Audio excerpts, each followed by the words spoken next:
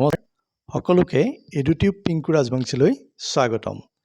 আজি আমি আলোচনা কৰিম দশম শ্ৰেণীৰ ভূগোল খণ্ডৰ পৰিৱেশ আৰু পৰিৱেশৰ সমস্যা নামৰ পাঠটোৰ কিছু অতিৰিক্ত প্ৰশ্ন। পাঠটোত থকা অনুশীলনীৰ প্ৰশ্নসমূহ ইতিমধ্যে মই আগৰ ভিডিঅ' দুটাত আলোচনা কৰিছোঁ। এতিয়া আহোঁ পাঠটোৰ পৰা হ'ব পৰা অতিৰিক্ত কিছুমান প্ৰশ্নলৈ। প্ৰথম প্ৰশ্ন, বহল অৰ্থত পৰিৱেশ বুলিলে কি বুজা? বহল অৰ্থত পৰিৱেশ শব্দটোৱে কোনো জীৱ বা জীৱ সম্প্ৰদায়ৰ চাৰিওফালৰ অৱস্থাকে বুজায়। দ্বিতীয় প্ৰশ্ন, পৰিৱেশৰ উপাদান কেইভাগত ভগাব পাৰি আৰু কি কি? পৰিৱেশৰ উপাদানসমূহক দুটা ভাগত ভগাব পাৰি, জৈৱ উপাদান আৰু অজৈৱ উপাদান।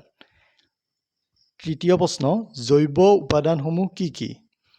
জৈৱ উপাদানসমূহ মূলতঃ জীৱমণ্ডলৰ ভিতৰুৱা বিভিন্ন প্ৰজাতিৰ উদ্ভিদ, জীৱ-জন্তু ইত্যাদি জৈৱ উপাদানৰ উদাহৰণ। চতুৰ্থ প্ৰশ্ন, অজৈৱ উপাদানসমূহ কি কি?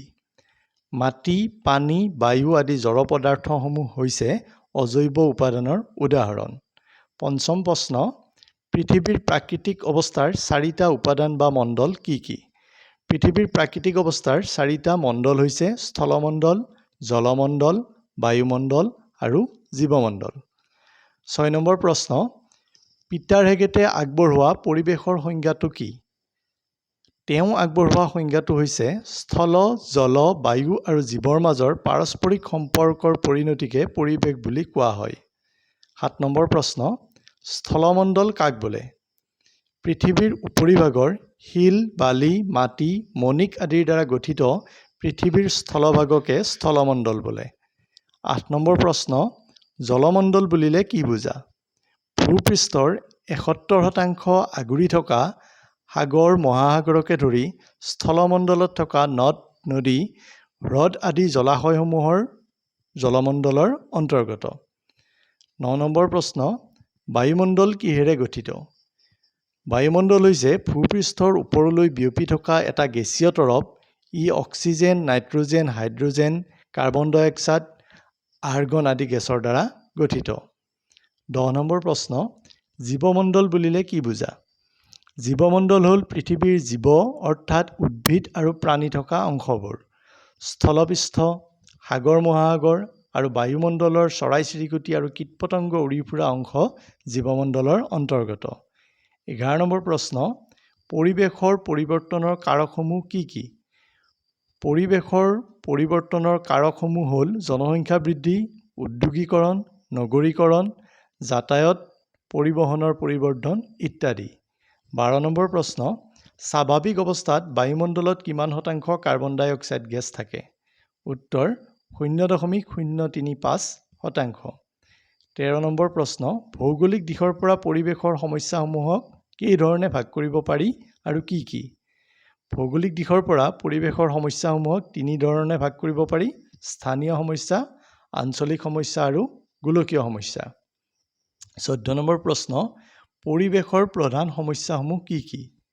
পৰিৱেশৰ প্ৰধান সমস্যাসমূহ হৈছে বিভিন্ন ধৰণৰ প্ৰদূষণ, মৰুকৰণ, ভূমিস্খলন, ভূমিক্ষয়, গোলকীয় উত্তাপ বৃদ্ধি, কৃত্ৰিম বান ইত্যাদি।